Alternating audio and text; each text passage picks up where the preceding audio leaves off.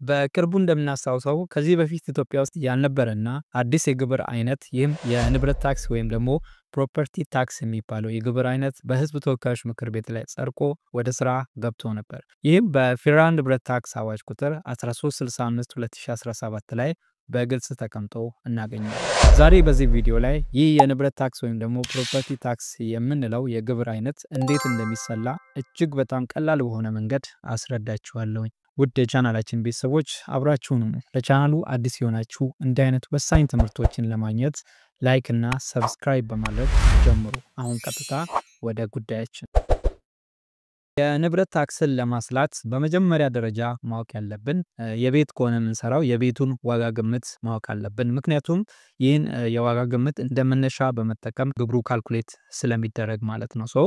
በዋናነት የቤቱ ዋጋ ግምት ግዴታ መታወቅ አለበት ማለት ነው። ይህን የቤቱን ዋጋ የሚገምተው ማን ነው ካልን በአዋጁ ላይ በግልጽ እንደተቀመጠው ከተማ አስተዳደሮች እና ክልሎች ለዚህ ዓላማ የራሳቸውን ኮሚቴ ያቋቁሙና እነዚህ ኮሚቴዎች ከከተማ አስተዳደሩ ወይም ደግሞ ከክልሉ አንጻር ዋጋውን የሚገምቱ ይሆናል። ስፔሻል የሆነ ኮሚቴ ይቋቋማል። ያ ኮሚቴው ደግሞ እንደ ክልላቸው ወይም ደግሞ እንደ ከተማ አስተዳደር ግምቱን ይሰጣሉ ማለት ነው። ኦኬ ልክ ከተገመተ በኋላ ደግሞ ግብር የሚከፈልበትን የቤቱን ዋጋ ለማግኘት ቤቱ የተገመተበትን ዋጋ በ1/4 ወይም ደግሞ በ25% እናበዛዋለን።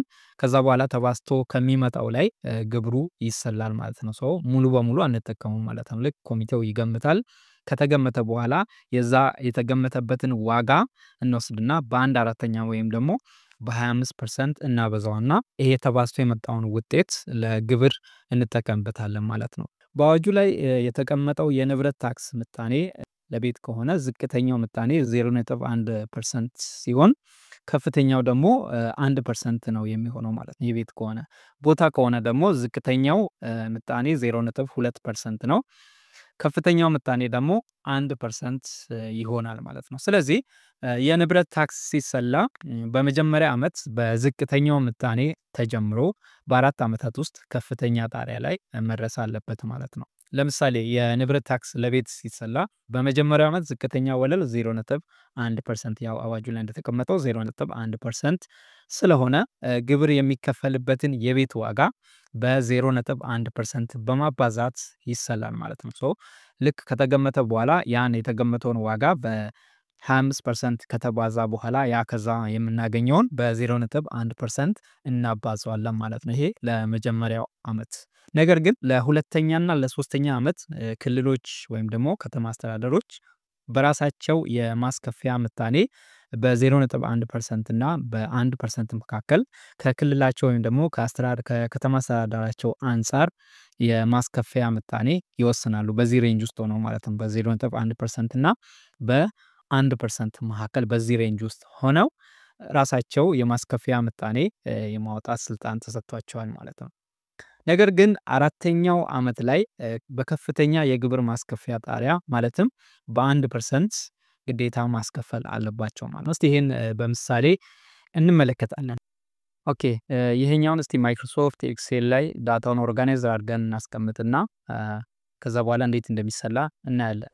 ያውም በምትመለከቱት መልኩ እኔ ዳታውን በዚህ መልኩ ኦርጋናይዝ አድርጌ አስቀምጫለሁኝ ማይክሮሶፍት ኤክሴል ላይ ማለት ነው። በቀላሉ ሲምፕሊ የቤቱን አድራሻ እዚህ ጋር ታስገባላችሁ። እዚህ ጋር እንደምትመለከቱት የቤቱን አድራሻ እዚህ ጋር የት እንደሚገኝ ከተማውን ሊሆን ይችላል ወይም ደግሞ ክልሉን ታስገባላችሁ ማለት ነው። ለምሳሌ እኔ ሁለቱን ከተማ አስተዳደሮች እና ደግሞ ወደ 4 ክልሎችን አስገብቻለሁ ለምሳሌ ያህል ማለት ነው። ቀሪዎችንም እናንተ እዚህ ጋር ማስገባት ትችላላችሁ የሁሉንም መስራት የምትፈልጉ ከሆነ ማለት ነው። የቤቱ አድራሻ እዚህ ጋር ይቀመጣል። ከዛ ደግሞ የቤቱ ዋጋ ግምት እንግዲህ ቅድም እንደነገርኳችሁ ይህን የቤቱን ዋጋ የሚገምቱት ለዚህ ፐርፐስ ተብለው የተቋቋመ ኮሚቴ አለ። በየከተማ አስተዳደሩ ወይም ደግሞ በየክልሉ ራሱ ክልሉ ወይም ደግሞ ከተማ አስተዳደሩ የሚያቋቁሙ ወይም ደግሞ የሚሾመው ኮሚቴ አለ። ያ ኮሚቴ ነው የቤቱን ዋጋ የሚገምተው። ይሄ እናንተን የሚያሳስብ ጉዳይ አይደለም ማለት ነው። የቤቱ ዋጋ ግምት የተገመተውን ዋጋ ግምት እዚህ ጋር ታስቀምጣላችሁ። ከዛ በኋላ ደግሞ ግብር የሚከፈልበት የቤት ዋጋ እንግዲህ የቤቱ የተገመተው ግምት አለ። ያ ግምት ሙሉ አይደለም ወደ ግብር የሚዞረው ማለት ነው። የዛ የተገመተውን ዋጋ ወስዳችሁ በ1/4 ወይም ደግሞ በ25% ታበዙታላችሁ። ከዛ ከሚገኘው ውጤት ላይ ነው ግብር የሚሰላው ማለት ነው። በዚህ መልኩ እዚህ ጋር ታስቀምጣላችሁ።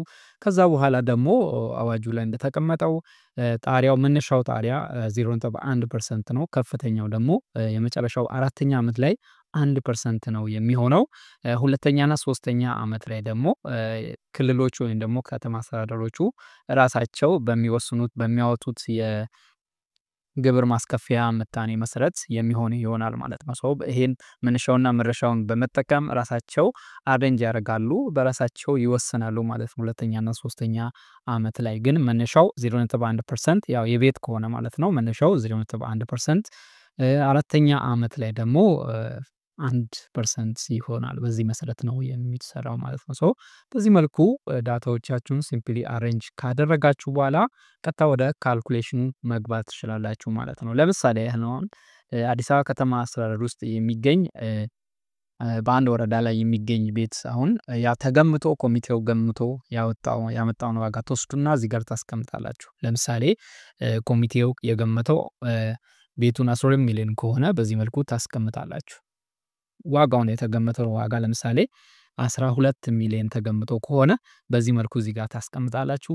ከዛ በኋላ ግብር የሚከፈልበትን የቤት ዋጋ ታሰላላችሁ ማለት ነው። ይሄን ለማስላት ደግሞ በ1/4 ወይም ደግሞ በ25% ይሄን የተገመተውን ዋጋ እሱ ማባዛት ማለት ነው። በቀላሉ ምን ታደርጋላችሁ? እኩል ይሆናል ትሉና አማርኛ ላይ ነው ያለው ልቀይረው። እዚህ ጋር በቀላሉ እኩል ይሆናል ትሉና እዚህ ጋር የተገመተውን ዋጋ ሄዳችሁ ክሊክ ታደርጋላችሁ።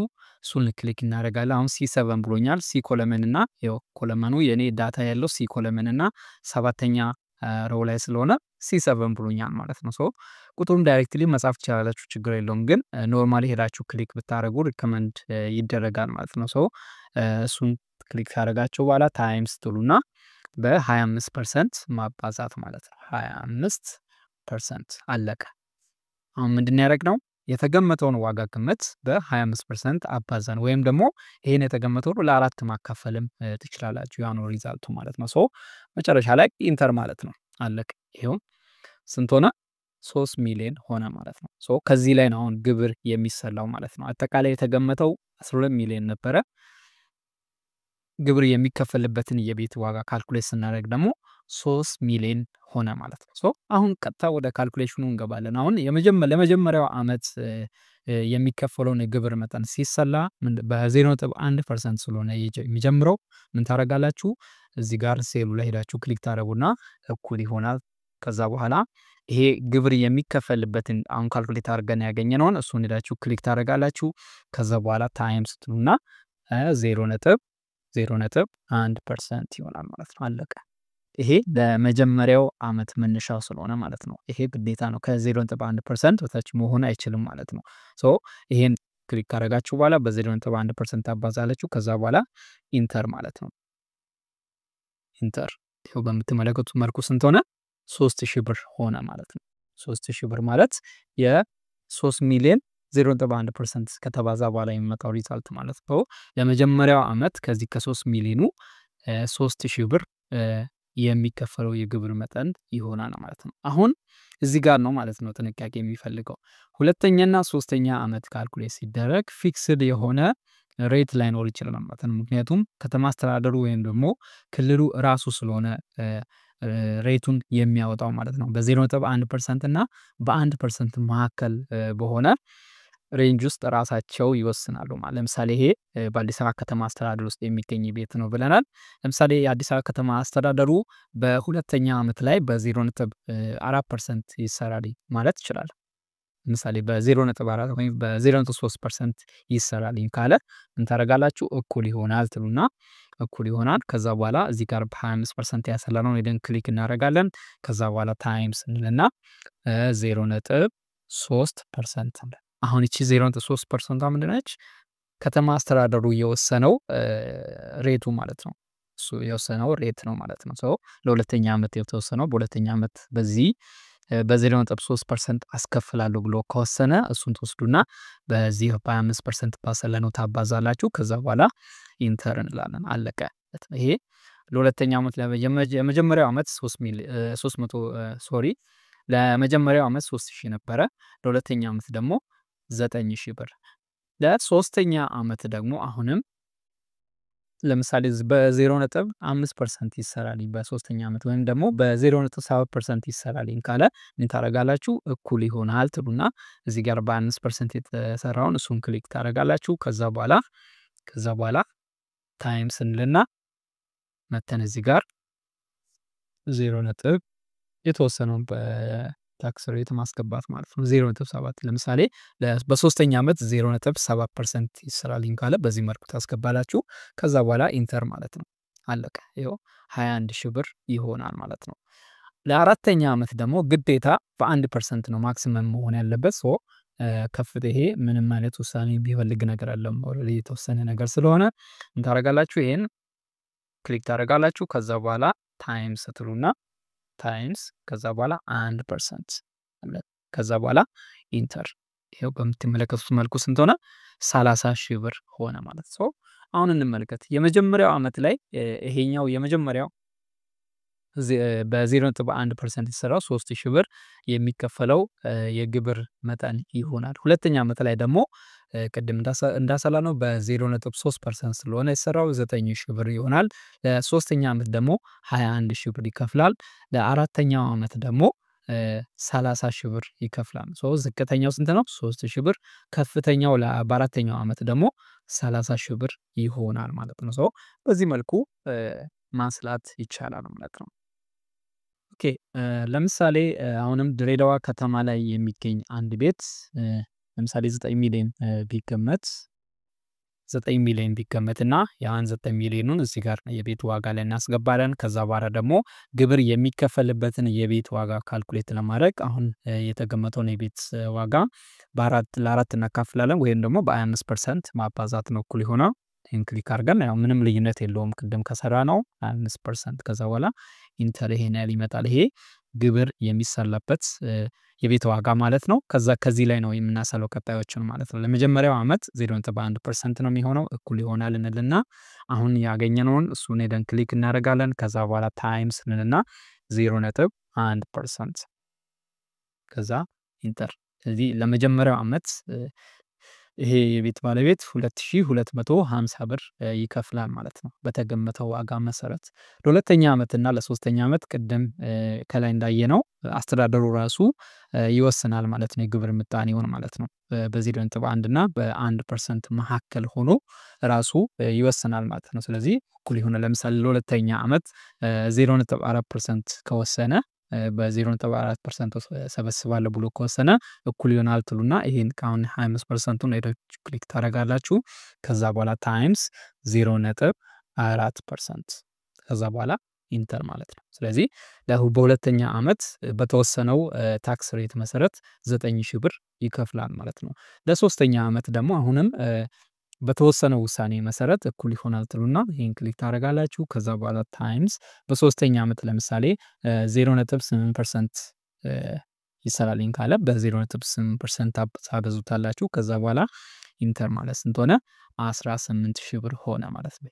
አራተኛ ዓመት ላይ ደግሞ ግዴታ ማክሲመም ጣሪያው 1% ስለሆነ በ1% ነው የሚሆነው እኩል ይሆናል ትሉና ይሄን ክሊክ ታደርጋላችሁ። ከዛ በኋላ ታይምስ 1% ከዛ በኋላ ኢንተር ማለት ነው።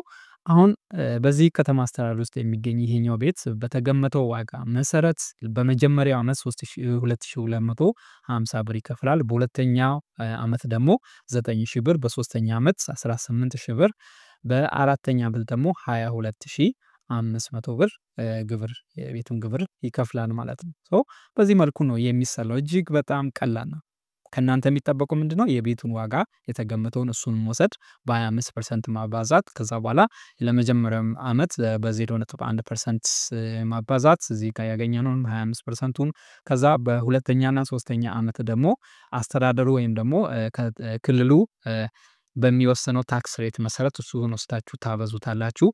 ታክስ ሬቱን ማየት አለባችሁ ማለት በ0.1 እና 1% መካከል መሆን አለበት ማለት ነው። በአራተኛ ዓመት ደግሞ ግዴታ 1% ነው የሚሆነው ጣሪያው ማለት ነው።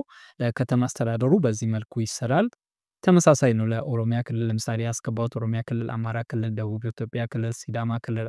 ስለዚህ እነዚህም ክልሎች በተመሳሳይ መንገድ ነው የሚሰራው ማለት ነው። ለምሳሌ ኦሮሚያ ክልል ውስጥ የሚገኝ አንድ ቤት 20 ሚሊዮን ተገመተ ብለን እናስብ። ለምሳሌ አሁን እዚህ ጋር 20 ሚሊዮን ቢገመት የቤቱ ግምት በዚህ መልኩ ቢመጣልን ይሄ ነው 25%ቱን እናበዛለን እኩል ይሆናልን እና ይሄን ክሊክ አድርገን ሲባዛ 25% ከዛ በኋላ ኢንተር እንላለን። ስለዚህ የ20%ቱ 25% 5 ሚሊዮን ነው። ስለዚህ በ5 ሚሊዮን ነው የሚሰራው። ግብር በዚህ ይሰራል እኩል ይሆናል ለመጀመሪያ ዓመት ይሄኛውን 25% ያሰላረውን ታይምስ እንልና 0.1% ከዛ በኋላ ኢንተር እንላለን። ስለዚህ ለመጀመሪያው ዓመት 5000 ብር ግብር ይከፍላል። ሁለተኛ ዓመት ደግሞ ክልሉ በሚወስነው ለምሳሌ በ0.3% ትሰራልኝ ካለ ታይምስ ትሉና 0.3% ከዛ በኋላ ኢንተር። በሶስተኛ ዓመት ደግሞ እኩል ይሆናል ትሉና አሁንም ይሄን ክሊክ ታደርጋላችሁ ታይምስ በሶስተኛ ዓመት ለምሳሌ በ0.9 ይሰራል ማለት ይችላል። ሬንጁ ብቻ በ0.1% እና በ1% መካከል ከሆነ ችግር የለውም። በሚወስነው ውሳኔ መሰረት በተቀመጠው ሬት መሰረት ማባዛት 0.9% ከዛ በኋላ ኢንተር። ይሄኛው በ15000 ብር በስንት ነው ያባዛ ነው? በ0.3% ማለት ነው። በ0.3% 15000 ብር ይከፍላል በሁለተኛ ዓመት። በሶስተኛ ዓመት ደግሞ 45000 በ0.9% ማለት ነው። በአራተኛ ዓመት ደግሞ እኩል ይሆናል ትሉና አሁን የሰላለውን ሲባዛ 1% ከዛ በኋላ ኢንተር። በዚህ መልኩ ማባዛት ትችላላችሁ ማለት ነው። ስለዚህ ድራግ ማድረግ ያልቻልነው ለምንድን ነው? የቤቱ ዋጋ እያንዳንዱ ላይ እሱ ችግር የለውም። ይሄኛውም ችግር የለውም። እዚህ የተገኘው ነው በ25% የሚባዛው ወደ ታች ድራግ ማለት ይችላላችሁ። ግን እዚህ ጋር ለሁለተኛና ለሶስተኛ ዓመት ደግሞ ክልሎች ወይም ደግሞ ከተማ አስተዳደሮች በራሳቸው ስለሆነ ታክስ ሬቱን የሚያወጡት ወደ ታች ድራግ ካደረግን ስህተት ይፈጠራል። ለየብቻ ነው መስራት ያለብን ማለት ነው። ለምሳሌ እናንተ የአማራ ክልልን ብቻ ሊሆን ይችላል መስራት የምትፈልጉት ማለት ነው። ሌላውን ነገር አያስፈልጋችሁም። እዚህ ጋር አሁን ለምሳሌ የአማራ ክልልን መስራት የምትፈልጉ ከሆነ እሱን ለብቻው የቤቱን ግምት ትወስዳላችሁ። ለምሳሌ 30 ሚሊዮን የተገመተ ከሆነ በዚህ መልኩ ታስገባላችሁ። ከዛ በኋላ የእሱን 25% መስራት ነው እኩል ይሆናል ይህን ታይምስ 25% ኢንተር። ከዛ በኋላ ለመጀመሪያው ዓመት እኩል ይሆናል ትሉና ይህን ክሊክ ታይምስ ስንት ነው? 0.1% የመጀመሪያ ዓመት ስለሆነ 7500 ብር። ሶሪ ለሁለተኛ ዓመት ደግሞ ለምሳሌ የተገመተው 0.2% ታክስ ሬቱ እንዲሆን የተወሰነ ከሆነ ይህን ክሊክ ታደርጉና ታይምስ ትላላችሁ 0.3% ወይም ደግሞ 0.2% የተወሰነ ከሆነ እሱን ታስገባላችሁ። በዚህ መልኩ መስራት ትችላላችሁ ማለት ነው። የተወሰነውን ውሳኔ ብቻ እየወሰዳችሁ እዚህ ጋር ያስቀመጣችሁ በዚህ መልኩ ካልኩሌት ማድረግ ትችላላችሁ ማለት ነው። እጅግ በጣም ቀላል ነው። እዚህ ለአራተኛ ዓመት ስንት ይሆናል? 1% ማለት ነው። ይሄኛውን ክሊክ አድርጋችሁ ከዛ በኋላ ታይምስ 1% በዚህ መልኩ ይሆናል። ለምሳሌ ደቡብ ኢትዮጵያ ክልል ውስጥ የሚገኝ 4 ሚሊዮን ቢገመት የሱ ስንት ይሆናል? 25%ቱ 1 ሚሊዮን ይሆናል። ይሄን ባይ ዲፎልት ነው ራሱ የሰራው። ስለዚህ ምንድነው ኦልሬዲ በተቀመጠለት መሰረት ስለሆነ እየሰራ ያለው በ0.1% 1000 ብር ይሆናል። ማክሲመሙ ደግሞ በ1% 10000 ብር ይሆናል። ስለዚህ በሁለተኛ እና ሶስተኛ ላይ ያለውን ራሱ በሚወስነው መሰረት ስለሆነ እኩል ይሆናል እንልና ለምሳሌ ይሄን ክሊክ አድርገን ታይምስ እንላለን። ታይምስ ለምሳሌ በ0.5 እንዲሰራለት ከፈለገ 0.5% ትላላችሁ። ከዛ በኋላ ኢንተር። ስለዚህ በሁለተኛ ዓመት 5000 ብር ይከፍላል። በሶስተኛ ዓመት ደግሞ እኩል ይሆናል። ይሄን ክሊክ አድርጋችሁ ከዛ በኋላ ታይምስ ስንት ነው የተወሰነው? ለምሳሌ በ0.7 እንዲሰራ ከተወሰነ 0.7% ከዛ በኋላ ኢንተር ትላላችሁ። ለምሳሌ ሲዳማ ውስጥ ሲዳማ ክልል ውስጥ ለምሳሌ ሐዋሳ ከተማ ላይ የሚገኝ አንድ ቤት ካለ እሱም በ6 ሚሊዮን ቢገመት ዋጋውን እዚህ ጋር ታስገባላችሁ። የእሱ 25%ቱ 1.5 ሚሊዮን ብር ይሆናል። ለመጀመሪያ ዓመት 0.1% ስለሚባዛ 1500 ብር ይሆናል። ለአራተኛ ዓመት ደግሞ 15000 ብር ይሄኛው በ1% ተባዝቶ ማለት ነው።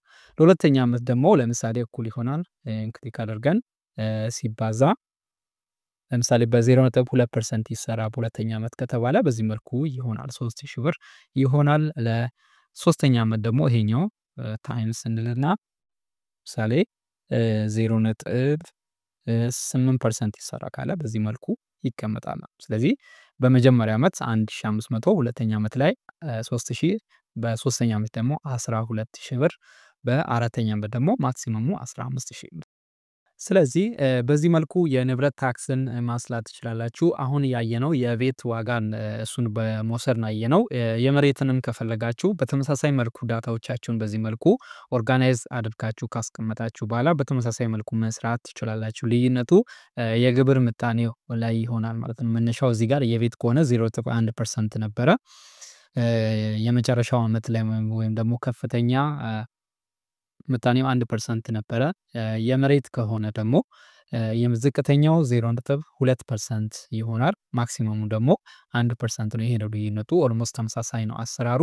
በተመሳሳይ መልኩ ካልኩሌት ማድረግ ትችላላችሁ ማለት ነው። ኦኬ፣ በመጨረሻ የምንመለከተው ከንብረት ታክስ ነፃ እነማን እንደሆኑ ይህን እንመለከታለን። የመጀመሪያ ነፃ የሆኑት የፌዴራልና የክልል ተቋማት ህንፃ ወይም ደግሞ ቤት፣ እነዚህ ከንብረት ታክስ ነፃ ናቸው ማለት ነው። ሁለተኛ ለህብረተሰቡ ነፃ የማህበራዊ አገልግሎት የሚሰጡ ተቋማት፣ እነዚህም ከንብረት ታክስ ነፃ ናቸው።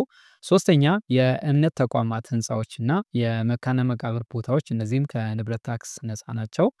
አራተኛ ደግሞ ዝቅተኛ ገቢ ያለው ለአንድ ቤተሰብ በመኖሪያነት የሚያገለግል ወይም ደግሞ የሚጠቀሙበት ቤት፣ ይህም ከንብረት ታክስ ነፃ ይሆናል ማለት ነው። እነዚህ ከንብረት ታክስ ነፃ ሆነው የሚኖሩ ቤቶች ወይም ደግሞ ቦታዎች ይሆናሉ ማለት ነው። ለዛሬ የነበረው ትምህርት ይህን ይመስላል። ጥያቄ የሆነባችሁ ነገር ካለ ኮሜንት ላይ አስቀምጡ። እንዲሁም ደግሞ እንዲሰራላችሁ የምትፈልጉት ትምህርት ካለ በተመሳሳይ መልኩ ኮሜንት ላይ ጻፉልን። ከታች ኮሜንት ላይ አስቀምጡልን። ያን ኮሜንት አይተን እንሰራላችኋለን። ለቻናላችን አዲስ የሆናችሁ ፕሊዝ ቻናላችን ሰብስክራይብ በማድረግ እንዲህ አይነት ትምህርቶችን ተጠቀሙ እንላለን። እኛንም አበረታቱን። ትምህርቱን ደግሞ ለሌሎች ሊጠቅም ስለሚችል ላይክ እና ሼር ማድረግ እንዳትረሱ። መልካም ቆይታ፣ መልካም ጊዜ